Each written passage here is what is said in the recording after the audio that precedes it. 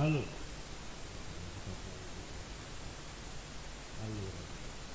buongiorno, delle due finali.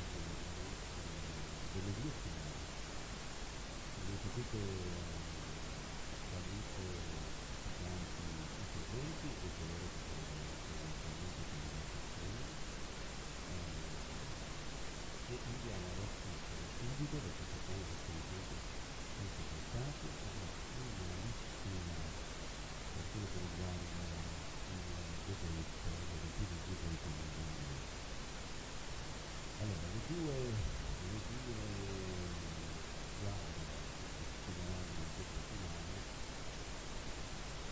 sono due licei, il liceo territoriale Plinio Seniore di Roma che è la squadra pro, e il liceo De Amicis di Cuneo, che è la squadra contro.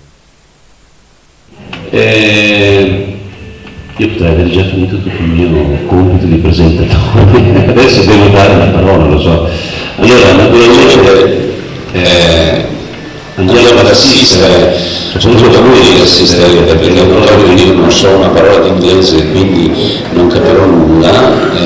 Il giudizio non può essere affidato sicuramente a me in un torneo in inglese. Allora chiamo qui con me il prof Greco, che a questo punto leggerà, innanzitutto ci leggerà il tema, no, i giudici, quali sono i giudici che giudicheranno questo dibattito, e poi annuncerà il tema. Dopodiché inizierà questa sfida all'ultimo sangue, ma metaforicamente, per vincere la prima edizione, la prima Olimpiadi di debate in lingua inglese. Prego, professor Greco. Grazie Presidente. Allora, partiamo subito con la presentazione della giuria di oggi. Il primo giudice è Francesco Sfredda dell'Abruzzo. Prego.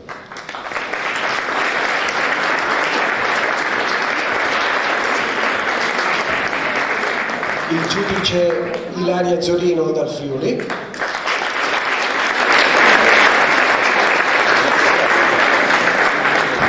Sara Giordani, Emilia Romagna.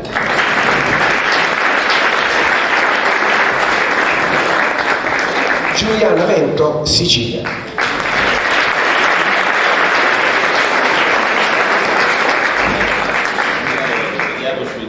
E la mozione di oggi è: This House preferred fair trade products over zero distance products.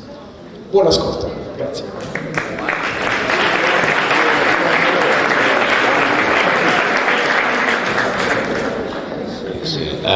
Naturalmente tra i giudici, perché io infatti assistevo con un certo stupore, dico, i giudici sono 4, ma come sempre il professor Greco ha voluto dire che tra i giudici c'è anche lui, il professor Gino Greco.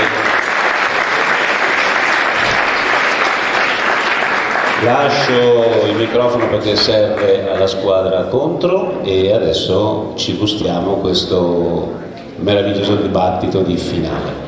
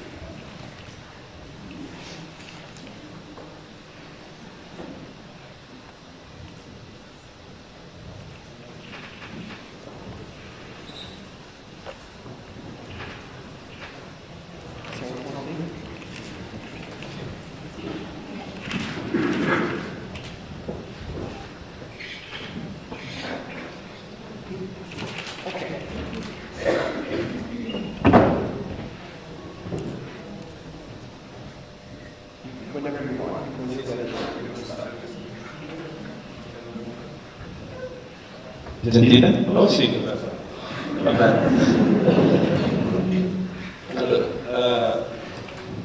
In English mode. My speech will start in 3, 2, 1, and go. Hello everybody, my name is Riccardo Versa and I'm the first speaker of the proposition team. As proposition team, we support the following motion. So, this house prefers fair trade products over zero distance products. Before showing you our team line, I would like to give you some of the definitions of this topic. So, we have found 3 definitions. First of all, we have defined prefers, which means that we would rather buy. We have also defined zero-distance product, which zero-distance trading is a kind of trade in which the product is both produced and sold within the same area. And finally, fair trade is the last definition. Fair trade is a trading partnership based on dialogue, transparency, and respectability that seeks greater equity in international trade. Fair trade basically contributes to sustainable development by offering better trading conditions to and securing the rights of marginalized producers and workers. This is also obviously from the International Fair Trade Charter of 2018.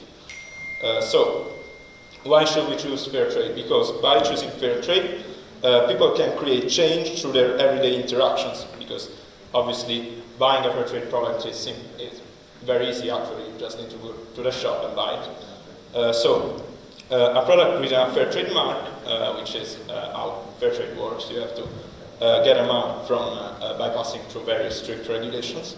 A fair trade mark means producers and businesses have met internationally agreed upon standards, which are obviously stated by Fair Trade Association.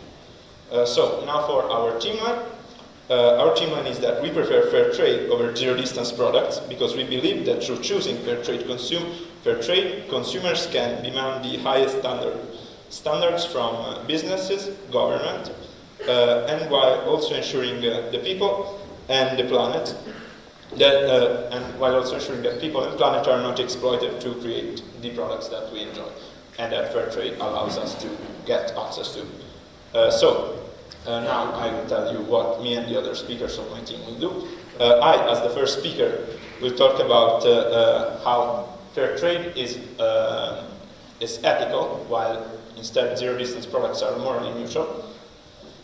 The second speaker, I will also give you various examples about child labor and worker exploitation. The second speaker will tell you about the environment and why fair trade is to be considered sustainable.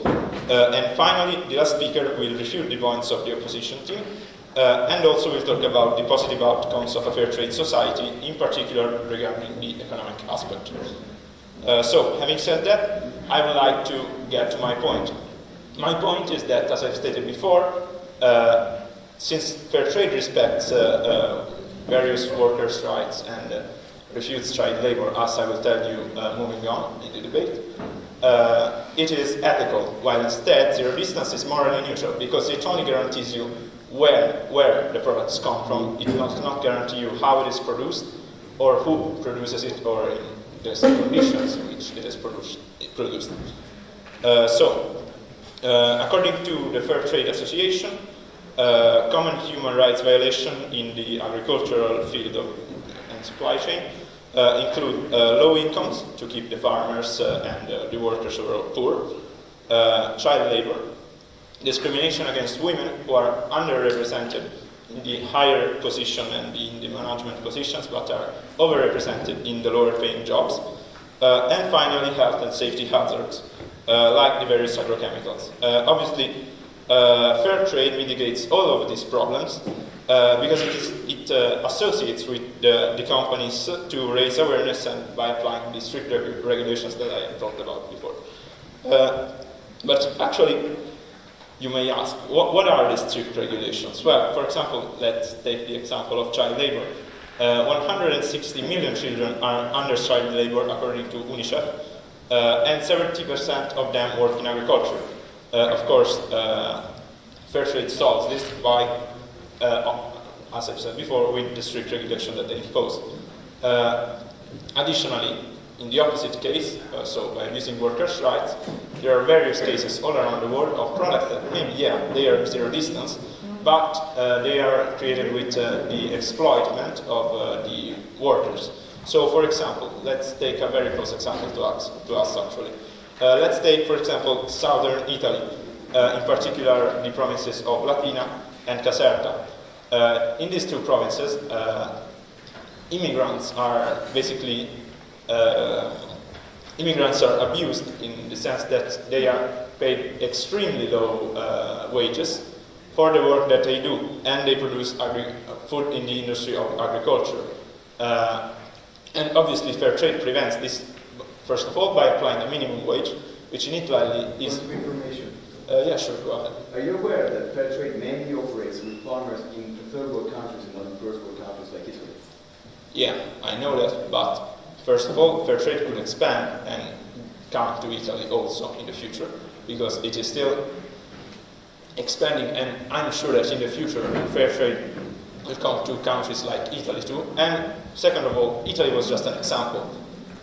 This was a case in a first world country, but there are many, many more cases in third world countries of children and workers overall being exploited. Moving on with my discussion. Many of these children, as I said before, with child labor, have no time, for example, to go to school or for leisure, and obviously this is hurtful to them and to their development. Fair trade obviously fights these problems because, for example, children under 15 cannot be employed in fair trade companies. Kids under the age of 18 cannot work except for only family businesses and under extremely strict regulations again. So, by purchasing fair trade products, as I've stated before, you help fighting against these evils, and it's also pretty easy to do because you just need to go to the shop and look for the trademark and just buy the product.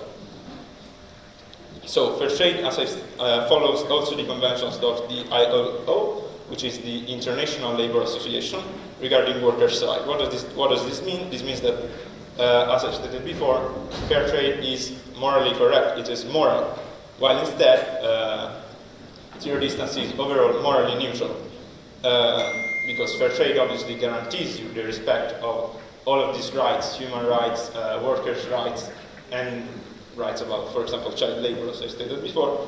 So I've shown you how fair trade is moral, while the second speaker will show you how fair trade also helps the environment, and the third speaker will tell you about the various economic benefits that we gain from a fair trade society. Overall, I will repeat to you our achievement. We prefer fair trade over zero distance because we believe that through choosing the fair trade products, consumer can demand the highest standards of living, the highest standards from businesses and governments, while also guaranteeing us that the products that we consume are produced in a safe and respectful of the workers' rights way. So thank you for your attention. My speech here is done. Thank you very much. 7 minutes.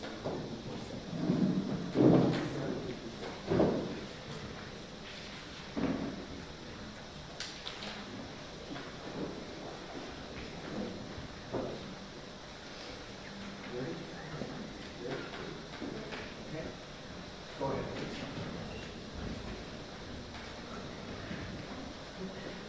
Isn't it?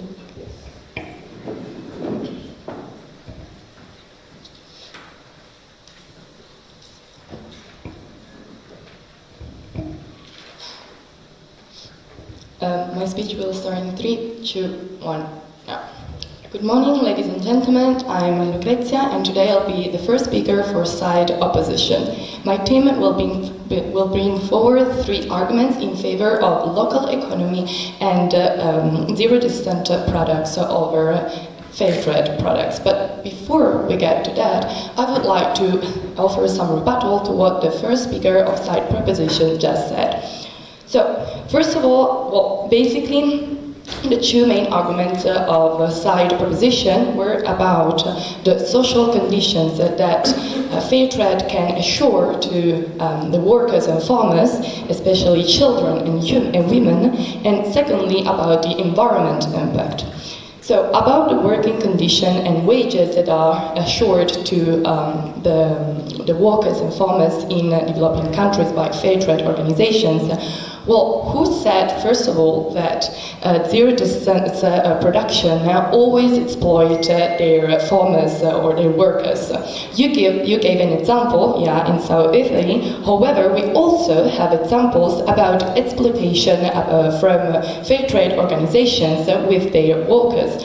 First of all, in 2006, the Financial Times did a survey of fair trade certified farmers in Peru and found 80% still received incomes below the minimum wage, which means that even if the fair trade organization assured their workers fair wages, well, they did not in this case. However, we also have another example. For example, fair trade does not assure that, for instance, a report by SOAS, University of London, about fair trade in Uganda and Ethiopia, found that wages in fair trade certified markets were very low. So, actually, fair trade does not always assure their workers fair wages. And also, even if these certifications, as you said, assure their workers this fair treatment, actually, how do you know that after this certification, probably they will little by little lose this incentive to keep on investing in improving efficiency and working conditions? Furthermore, you talk about children. Wait, just a second, I just want to finish my point. First of all, you talked about children. Of course, in developing countries, children could be still exploited. However, there are some cases, and actually a lot of cases, where families need their children to work because they don't have money and they need more arms, we can say, in legs and to work because they do not have money. And if we just we're going to take these children away from their work conditions, well, this will have a negative impact on the life and the conditions of the family itself. I will take your prayer now. You do know that even if it prevents child exploitation, fair trade does not stop only to that. It also gives, as I stated before, a fair wage to the workers. Yeah, I know that, and it is true. Of course, fair trade organizations want to follow this goal. However, there are cases, as I showed you before, where these farmers are not fairly treated, so your point could be true. However, the reality is not always the same, and it's not always as it is shown by fair trade organizations. And then also about women contribution, it is important. However, there are still few cooperatives, fair trade cooperatives that employ women in their communities, in their work. And finally, about the environment, it is true that zero-kilometer products do not have certifications. However, these zero-distance products, and you didn't specify that in your definition, is that they mostly be produced ecologically and organically. So at least we try, zero-kilometer products try to produce organic products mostly. But now I would like to move to my first and second argument. First of all, I want to introduce my team. First of all, I will introduce an overview of why a local economy is much better than a local economy is much better than a global economy. Secondly, I will delve more into how positive zero-distance production can be on the social and economic point of view of a local community. And furthermore, my teammate Mariano will delve more into the third argument, which is how important it is to educate children through local economy. So first of all, about my first argument, the global market versus local market. The global market is fluid and can be very fragile. In fact, we've seen it with the coronavirus and with the war. For example, these two countries that now are important for this war, Ukraine and Russia. The global market has been heavily supplied by these two countries, accounting for a total of 27% in the wheat sector and 15% in that of maize, with Russia also being the second main provider for natural gas in the world. And that's not all, there are also a lot of countries that rely on China for many goods. That means that the pandemic and the war especially have crippled the value chain of production and import-export in a very unprecedented way, and there will be inevitable and following economic downturn because of this over-reliance on overseas production. Then, a local market, why is it better? Because it has benefits. First of all, it does not have to rely on global market.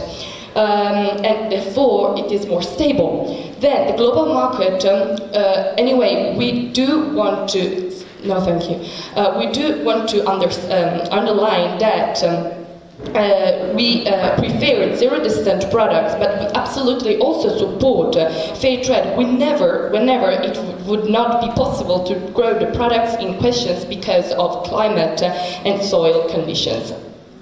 Then, another benefit of a local market is this short supply chain that will result in quicker delivery in smaller volumes, and it will also lead to cheaper prices for the consumers as there are fewer or even no intermediaries. And then I would like to move into my second argument. So, how a local production and sale of products can be very beneficial for the local community from both a social and economic point of view. First of all, it strengthens the local economy by, giving more money that will be spent locally, and this will lead to more income generated for the community. And then there will also be a higher amount of job creation locally, which leads to higher wages for the community. And also much better living conditions, of course, in the local community. Moreover, by producing locally, there is more control of every single phase of the production, which means that we can use and even profit from these byproducts resulting from it. And furthermore, food byproducts can be also transformed through technologies and innovations into a broad area such as fertilizer, medicine, and bioenergy. And finally, we want also to add that the circular economy would have been beneficial from both economic point of view and social point of view, because it will bring people together and it will also contribute to local causes. For all these reasons, I urge you to stand up for proposition side, since it assures better local economy from both a social and economic point of view in contrast to a global market. Thank you, I have finished. Thank you very much.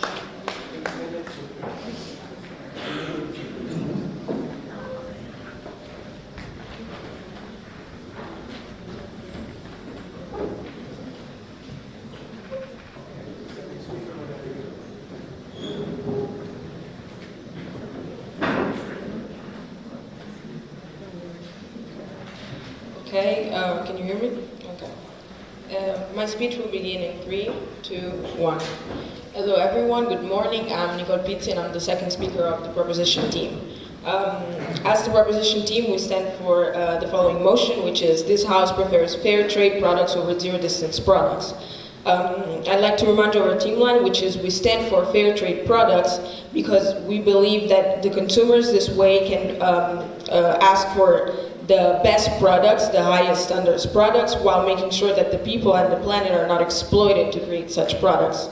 Before starting my argument, I'd like to refute some of the things said by the first speaker of the opposition team. First of all, they brought some allegations in regards to people being actually exploited and how fair trade is a flawed system. Well, I'd like to point out that there is an independent and outside company called Flowcert that has the role to make sure that within this fair trade system, and I quote, Flowcert supports businesses by making sure supply chains are built of fair practices and guiding ethical procedures, traders, and brands. This means that there is an independent outside company that makes sure that everything that occurs within this fair trade system is actually ethical. Now I'd like to ask you a question. Is there a company, is there an entity that does this for zero-distance production? We don't believe so. And then, no thank you. And then you also claimed that zero-distance is certified to be producing products ecologically without giving us a source for that, meaning that you didn't exactly specify how this is certified. And then you said also that some families in poorer countries, they need children to keep working. Well, with the fair trade system, we can actually help these families to make sure that children can have time to be children, while their families can earn more money, and the children are not forced to work, being also underage, which is illegal.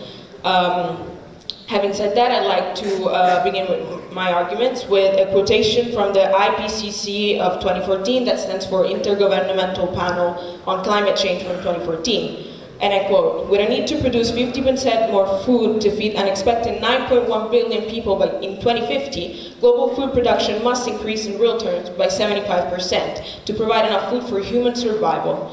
Having said this, it's clear that our global population keeps growing, and with that, the demand for food. But in these circumstances, global warming, we must protect our planet.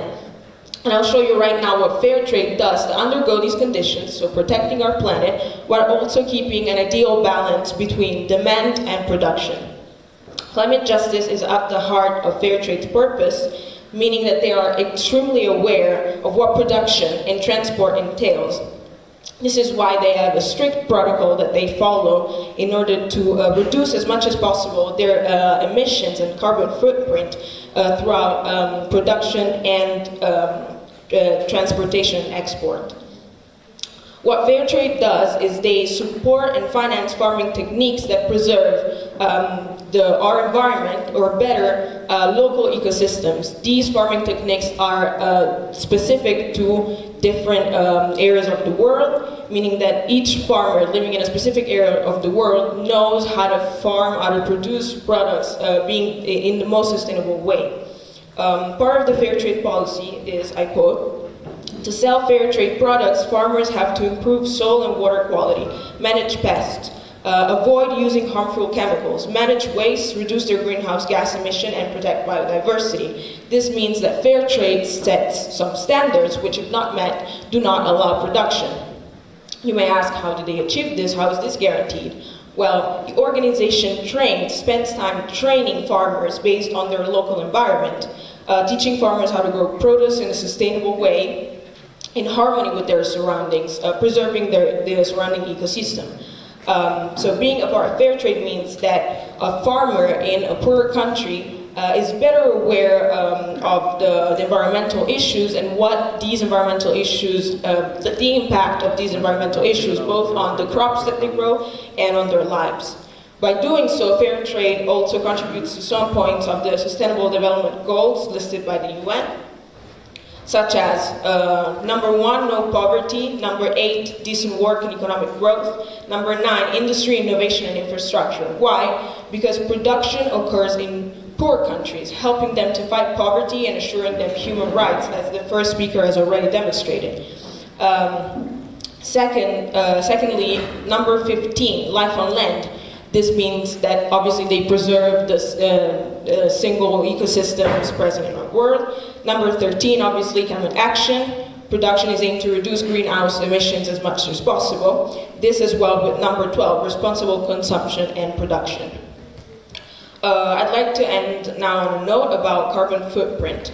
Obviously, carbon emission is still a concern for fair trade, because obviously once production occurs, these products must be exported. The problem with this is that obviously fair trade doesn't have sorry, I can't think of a word.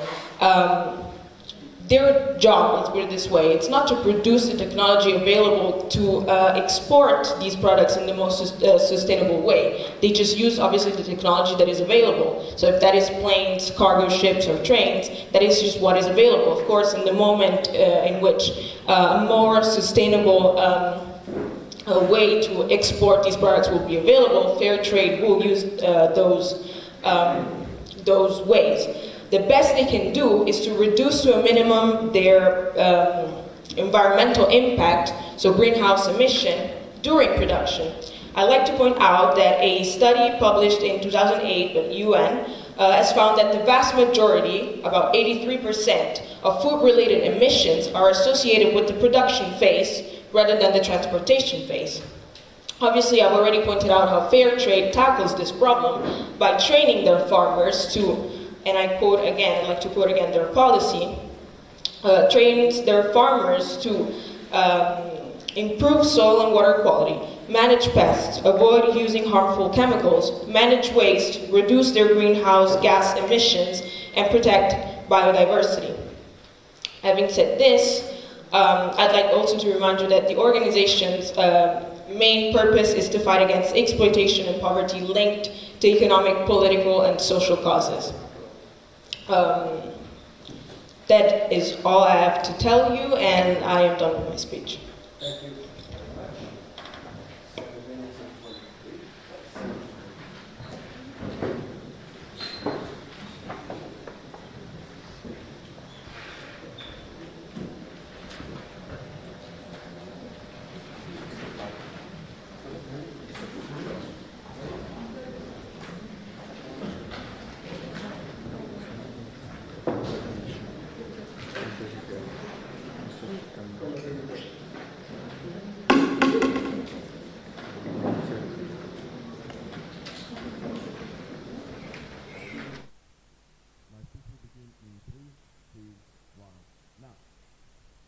Of the whole world constantly growing, and with it is demand for food. The problem with that is that young people are finding it harder and harder to connect with the agricultural sector and try and find a job in that area. And in order to solve this, we believe that focusing on local economy, thanks to your local products, will be able to help solve these issues and thus help fight world hunger. This is something that I'm going to talk about in my speech, and so in our third argument for side opposition of the House. But before I get to that, I would like to some of the things that have been said so far by side opposition. Now, there's many claims, many about this what you've been said. So I'm just going to start with one of the rebuttals that they did to our definition of economic products. So we argued that economic products are mostly produced in organic ways, which is a statistical fact has been proven. Now, the proposition side has questioned it by saying that we never really provided a reason why that's the case. So that's what I'm going to do right now. So there is actually a strong reason why economic products tend to be more organic and genuine than fair trade products. And this is because if we're buying a local product, a 0 kilometer product, it means that we're buying from a small farmer that is getting their whole income from whatever they sell. This means that they have an incentive, an active incentive, to make their food the best that they can and the most appealing to consumers. And in a day where we are questioning our ethical impact on the world, more consumers are trying to find ethical products that are produced in genuine ways, and therefore it means that most farmers that rely on their 0 kilometer products to sustain themselves have an incentive, an active incentive, to make their products genuine. Whereas in fair trade, farmers are simply paid for their association to fair trade, and not necessarily the quality of the food they produce. The only reason why they might want to produce food that is of a certain quality is to get the certification in the first place. Then, after they get the certification, they have very little incentive to actually keep on improving the quality of their food and keep on producing, just a second, and keep on producing genuine food. I'll take your POI now. Alright, so what I wanted to ask is, you're talking about the quality side of the definition, but what about the ethical side? Because in the definition, zero distance does not include ethics. I'll get to ethics in just a little bit. Since you brought it up, I'm going to talk about the ethical side. So, for the ethical dilemma, the side proposition stated that fair trade actually wants to fight against the exploitation of workers, against child labor, and against the lack of representation of women in the industry. However, we believe that fair trade is, first of all, not doing enough in that regard. Because as we've stated with a few examples, there have been some serious cases in which the rights of the workers working in fair trade cooperatives were not respected, but also we want to argue that even on our side of the house, it doesn't necessarily mean that there is going to be that exploitation of the workers. As a matter of fact, they actually responded to something that we said that was similar to this by saying that in fair trade there is an outside company that is making sure that all of their practices and all their principles are being respected. Whereas in the case of zero-kilometer products, that's not the case. Now, we believe that that response is actually flawed for a couple of reasons. First of all, even if there is an outside company that is making sure that is in theory making sure that the principles of fair trade are being respected, if examples show that that's not the case, then it means that that outside company is not working properly, and therefore that the principles of fair trade are not truly being respected, at least not in every case. And then we want to argue that there is some sort of way to make sure that there is no exploitation of the workers, even in zero-kilometer products. And this is simply the government. If we're talking about zero-kilometer products, we're talking about the products that are being produced in a nation, sold by that same nation. This means that, this means that the government can realize what the best laws are to implement in that country to make sure that they have the right balance between the exploitation of workers being fought and actually giving producers the right freedom that they need when they are producing their products. And it can enforce it through inspectors and the police. I will now take your POI. Do you not believe that if the governments work as you intended, so by protecting the workers, fair trade will not even be needed, but it exists? So what about that?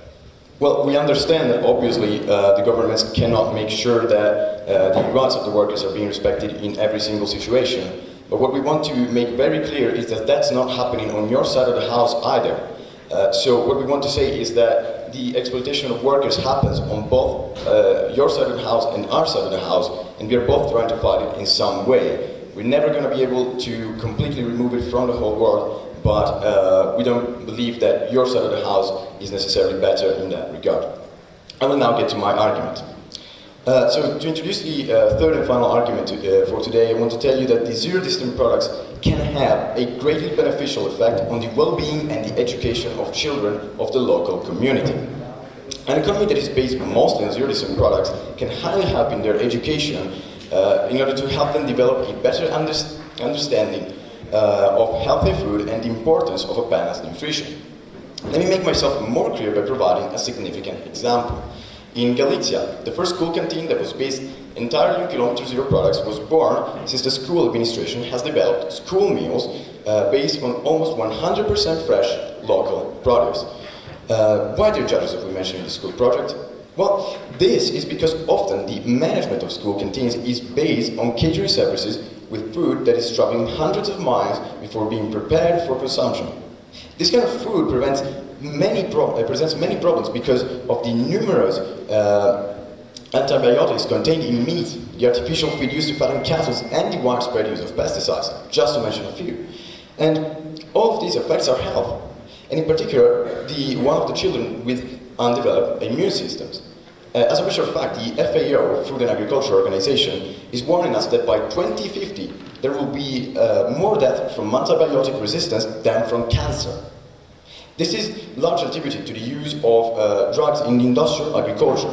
The above-mentioned project in Galicia allows children to learn about the social, environmental, and cultural importance of their food, providing them with a healthy diet. But this is not all. As we stated, we believe that a local economy can help provide key jobs that are slowly being forgotten, such as being able to work in agriculture. As we stated, the an FAO report says that by 2050 there will be 1.3 billion 15 to 24-year-olds that are going to have to be introduced in the agricultural sector to meet the growing food demand in the world. However, in the status quo, people are finding it hard to enter the field of agriculture because there is not a lot of information and a lot of incentives to go in that route. We believe that by favoring local products, this is going to help make sure that children are more, that the agricultural field is more appealing to children in the future. Because of that, we believe that we should stand for 0 kilometer products. Thank you. Thank you very much. 8 minutes and 30 seconds.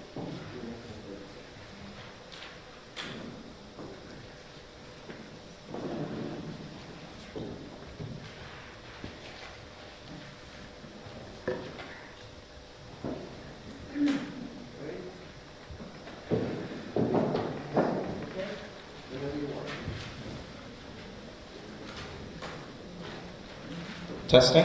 Perfect. All right. I will start my speech in 3, 2, 1. Good morning, everyone. My name is Lorenzo Del Vecchio, and before I start, I bring up my point in my speech, I would like to refute many of the points brought up by the opposition team. First of all, I would like to start with one of the last points brought up by the second speaker in regarding to pesticides and other chemicals. As the second speaker has stated, and even the first speaker, fair trade trains farmers to use less of these chemicals and be more safe and have higher quality in regards to these chemicals, using less pesticides and fertilizers and such, also to preserve the environment.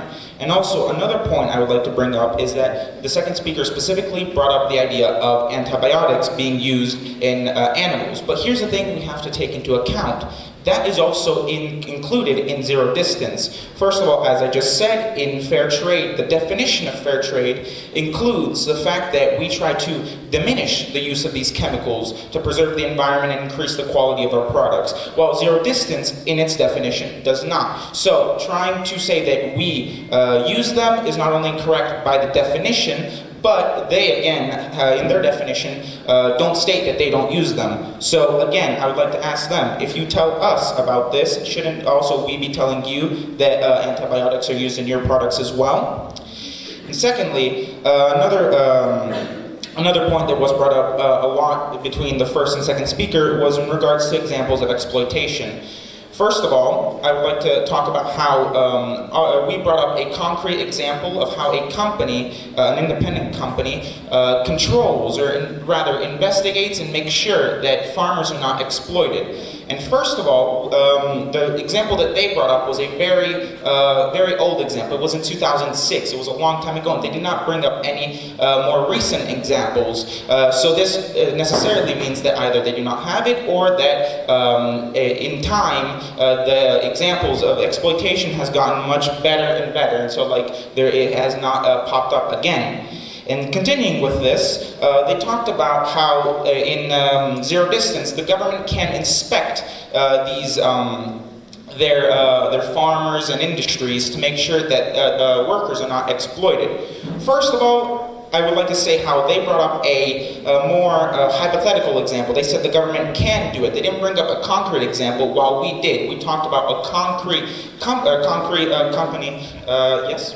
Are you aware that governments actually bring inspectors in farms every now and then? Yes. And in regards to that, continuing with that point, even if we take that into account, we also have to take into account that on our side we have the independent company inspecting fair trade farms, and the governments, the local governments, also doing it as well. So you could say that there is more inspection on our side compared to yours.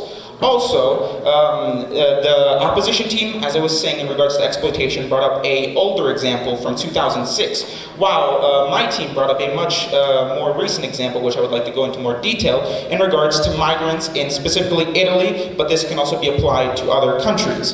In Italy, as Amnesty International states, migrants, around 500,000 of them, are being exploited in the agricultural sector mainly, and on average they receive 40% less pay than the minimum pay for Italians, and they also work many more hours. And also we have to take into account that this pay is not even necessarily secure, because in many cases, for example, there was one case with a single worker who was supposed to receive around 500 euros a month.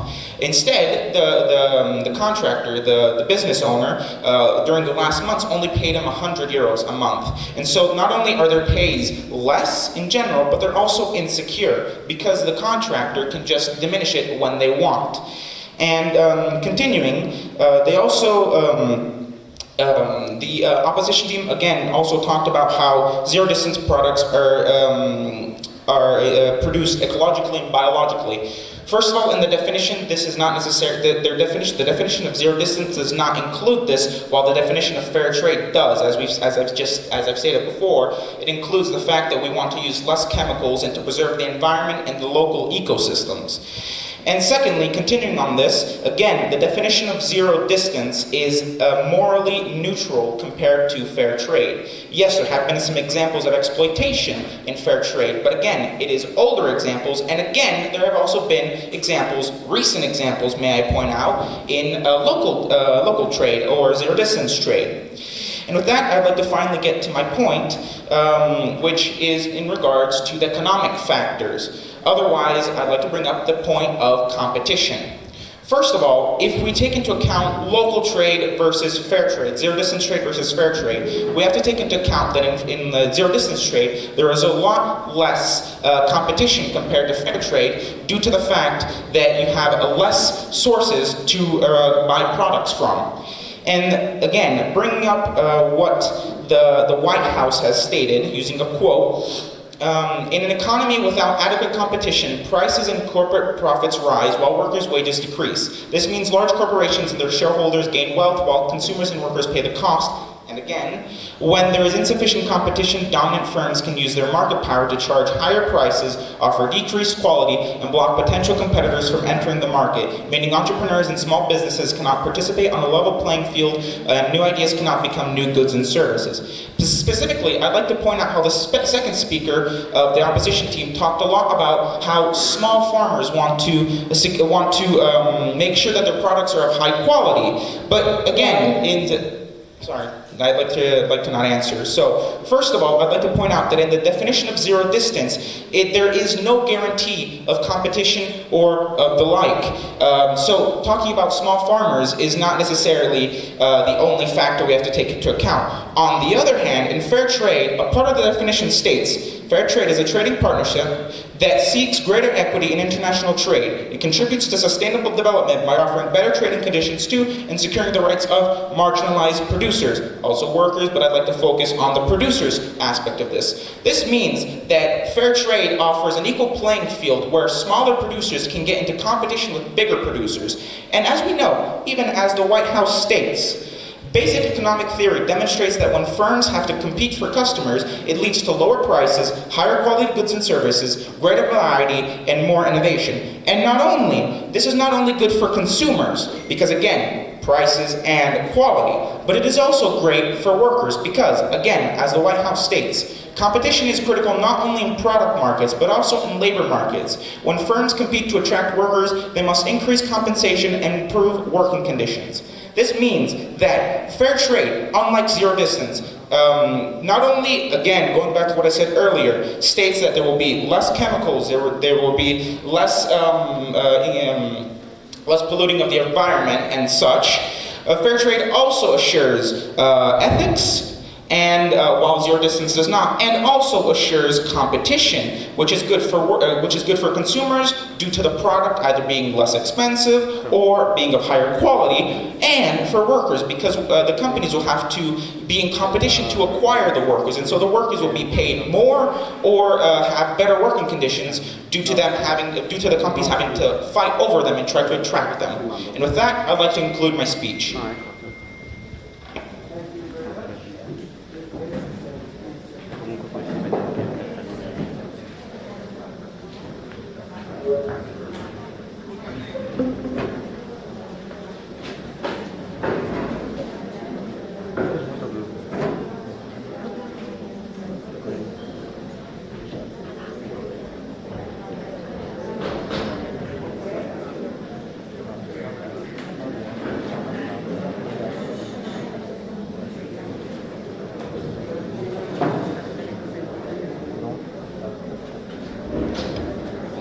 Is it working properly?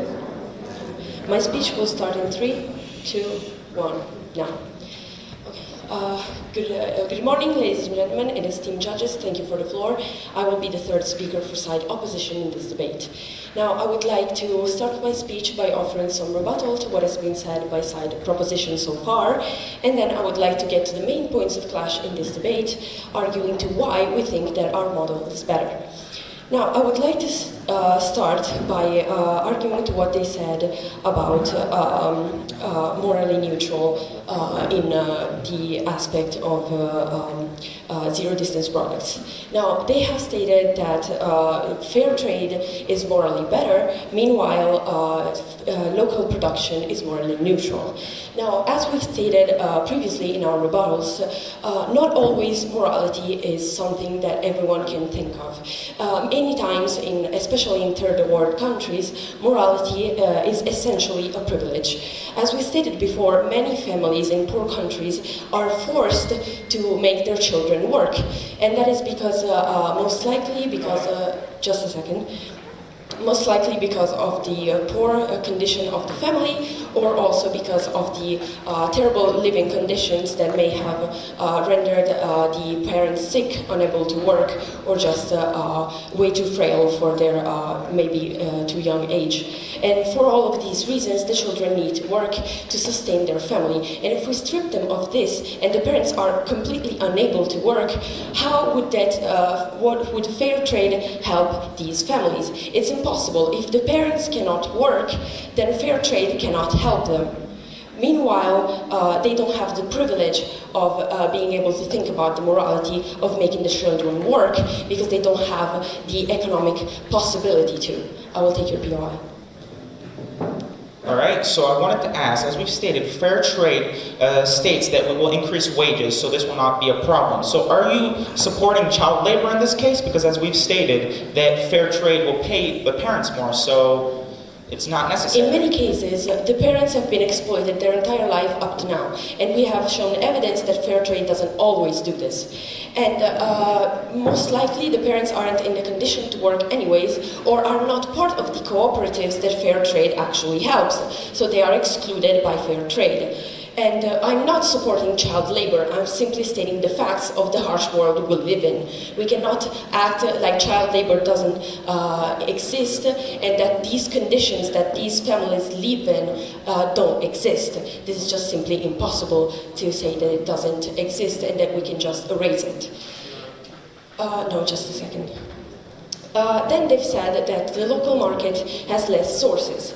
As we stated previously, again, we said that fair trade would not be completely excluded in our point of view. Fair trade can still help whenever products can't be produced because of the climate or the soil, and we've said that in this case, fair trade could help in the market. And we could also argue that the fair trade pool of products isn't as large as a proposition seems to make it to be. Finally, they got to the point of small big competition by offering the example of a statement made by the White House. They said essentially that in the statement, no thank you, in this statement, small big competition between businesses, as well as the fact that this helps small businesses grow. They've also said that this encourages small businesses to be more eco-friendly, to become better, and to improve their own standards. Now, we believe that this statement is completely in favor of local production, as local production encourages, no thank you, encourages the small big competition, and in our argument about how smaller businesses and local businesses are more eco-friendly because they have to maintain a high standard for this market in which they have to compete against bigger corporations, is actually being accepted by the proposition, because in the White House statement it says exactly that. They are improving and being more ecological because of this competition that the local market would greatly improve. I will take your POIs now. Can you explain how your model then helps with child labor? Our model helps with child labor because, as I've said, by increasing this competition, especially locally, thanks to zero-kilometer products, they will improve themselves and their standards, as the White House example that you brought said. And this way, they will be incentivized to not exploit any workers, to not make children have child labor, and as we've also said previously, there's also governments that ensure this. And you brought forward the example of a single corporation that is outside the fair trade that apparently is able to check all of the companies and cooperatives, no thank you, that are inside of the fair trade label and make sure that they are not exploiting the workers. Now this is impossible to do for one company globally, while the government, being local, can check the local and make sure that this is happening. Now I would like to get to the main points of clash of this debate. Morality and ethics was the first. They've said that fair trade offers higher pays and higher wages for all of their workers. Now we have brought example as to why this doesn't always happen, and we believe that the one corporation that is supposed to check that this happens is not enough to ensure that this is actually happening. Then they've said that child labor will be abolished, and as I've said previously, and my team has said previously, oftentimes this is not something that the families can afford to be stripped away from them. It is the harsh reality of the world. Morality is important to poor families, they've said, but we think that morality is a privilege, especially a privilege that is limited to richer families. And we believe also that the government can check and help these families, no thank you, way more than fair trade ever could, and for this reason local would be still better than fair trade. Then, the second big point of clash in this debate was the climate and the environment. They've said that fair trade is the better option. However, they've contradicted themselves by bringing forward an example that clearly proves how a local market will increase a small, big competition, therefore bringing people and smaller businesses to be incentivized to improve on their quality, improve on their standards, and improve on their sustainability. And we think that this is a much better incentive than what fair trade offers, as fair trade offers a trademark for meeting these standards.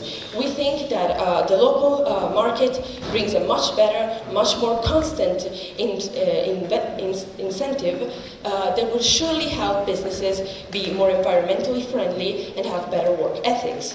For all of these reasons, we believe that in all of these points of clash, the model of preferring local production has shown to be the best. Thank you. Thank you very much.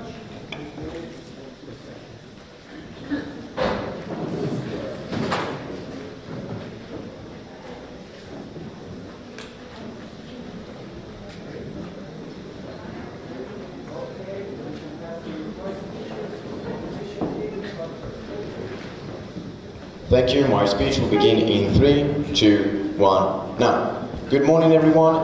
I'm Mariano Laguzzi doing the reply speech for side opposition. We have finally come to the end of this debate, and I would like to thank the proposition side for the great discussion that we've had today. However, coming to the reply speech that we'll be doing now, I believe that there were ultimately some points that would have to give the win to side opposition. And in order to highlight why I believe that, I'm going to go on an analysis of the main points of clash on this debate and how each side of the house would impact on those points. I will start with the most important one, or at least the one that I believe to be most important, which is the point of competition. I believe this is the most important because I believe that it is the first point that can actually bring up the discussion for the other points of clash. So, proposition side argued that their side of the house would have a bigger impact on competition because of fair trade. However, as we've been able to show, the free market that is available in an economy that is based on local products from local companies is actually a lot more encouraging to competition, since farmers are actually, and producers are actually competing against one another directly instead of giving all of their products to a single globalized company that is then reselling it to the whole world, as we stated in our third speech. So, because of that, we believe that the competition will actually be higher on our side of the house. We will have a much better impact when it comes to competition, and because of that, since both sides agreed that having a higher degree of competition will improve various other conditions, such as the ethical conditions and the climate conditions in general, which we'll get to in just a second. We believe that this point is also very much prevalent on our side of the house, and it's a great point to stand on to talk about the other points of clash. So the other points of clash being mainly the morality and ethics and climate change and how we can fight it. So talking about the morality and ethics, once the proposition side argued that thanks to the principles of fair trade, there will be a great impact improving the moral situation in general when it comes to products in the global market. We believe that that's not necessarily exclusive to their side, and whilst they will surely have an impact on that, they cannot ensure that this principle of fair trade will always be respected, just like we unfortunately cannot always ensure it on our side of the house. Therefore, we believe that in this case, there isn't necessarily one that can be preferred, whether it be fair trade or 0 kilometers, and we should instead value both, as we've also stated in our model, in the definition, in which we state that whilst we generally prefer local products and 0 kilometer products, we still do not go against fair trade and still support it when it is possible and beneficial. So this point is available on both sides of the house, and both sides of the house will still have some sort of impact in this regard. Then coming to the point of climate change. Now, to talk about this point, I think we can stand on the shoulders of the point of competition. So as both sides agreed, competition will make sure that farmers and producers will improve their practices in order to appeal more to customers and be able to sell their products more for higher prices, and therefore will also improve their practices in regards to helping fight climate change, as that is perceived as appealing to the customers of the world of today. Now, because our side of the house actually has a much bigger impact when it comes to the point of competition, we believe that we will actually have also a bigger impact on the point of fighting climate change, because since there is more competition on our side, then it means that more farmers will be incentivized to improve their practices and become more eco-friendly in order to appeal to the market, all because of the point of competition. Therefore, we believe that we will have a higher impact also in this regard. Ultimately, those are the points that I think favor side of position in this debate, and that is the end of my speech. Thank you. Thank you very much.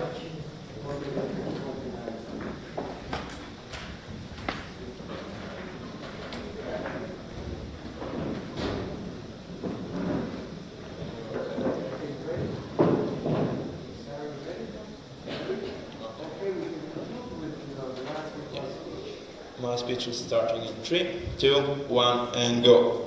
Hello everybody. For the last and final time of this national championship, guess what? I'm back, and this time I'm going to reply for the proposition team. So, I will start by analyzing the various clashing points that we have found during this debate. Then I will tell you who are the stakeholders during the debate and why they all benefit from our model, opposition's model. And finally, I will tell you, as I stated before, why we have won on all the clashing points, thanks to our arguments and thanks to our rebuttals. So, starting first of all with the clashing points. I have found 3 main clashing points. The first one is human rights. So, first of all, opposition has stated that zero distance is morally, as also stated with their last speech, that zero distance is morally neutral, while fair trade, as we've stated many and many times, helps workers by increasing wages.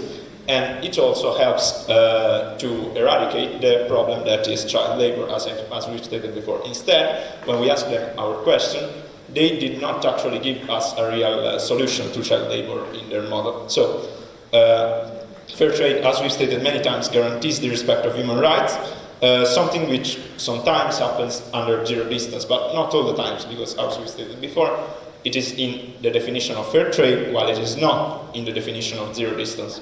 So, and we have also provided you various examples, such as the one in Italy, according to Amnesty International, of course. It also, as the second speaker stated, helps us achieving the UN goals. And finally, as the third speaker has said, fair trade is monitored both by the state and the private sector. So, obviously, both of these players contribute to decreasing the infractions of human rights. So the second clashing point was the environment. As the second speaker has demonstrated, the cost for transport is not nearly as expensive as the ecological damage that happens during production, and fair trade prevents this because, as we've stated many and many times, fair trade imposes strict regulations upon the production chain. And so the opposition instead does not really rebut any valid rebuttal against these points because they have not brought it up. So the final clashing points was competition. Fair trade, as the third speaker stated with his argument, offers a level playing field for healthy and fair competition for both large and smaller companies, and guaranteeing basically also the lowering of the prices, which obviously helps the consumer. So now let's take a look at the stakeholders, as I stated before. There are 4 stakeholders in this debate, which are the workers, which obviously have improved conditions thanks to improved wages, as we stated before, and also thanks to improved respect upon their human rights, which happens under fair trade, but it not necessarily happens under zero distance. The second stakeholder was the environment, and we have won also on this point because both the second and the third speaker have proved that it really is not the cost upon the economical ecological damage of transportation is not nearly as much as the one caused by the supply chain, and fair trade prevents this, as we stated before. Finally, the last 2 are the market, which is healthier thanks to healthy competition, as we stated before, and the consumer, which is also helped because the competition helps lowering prices, and obviously this is a benefit for the consumer because he has cheaper product. So these are the reasons why we think that we have won with this debate, and we want to thank opposition for this beautiful final debate. So thank you very much, and thank you, judges.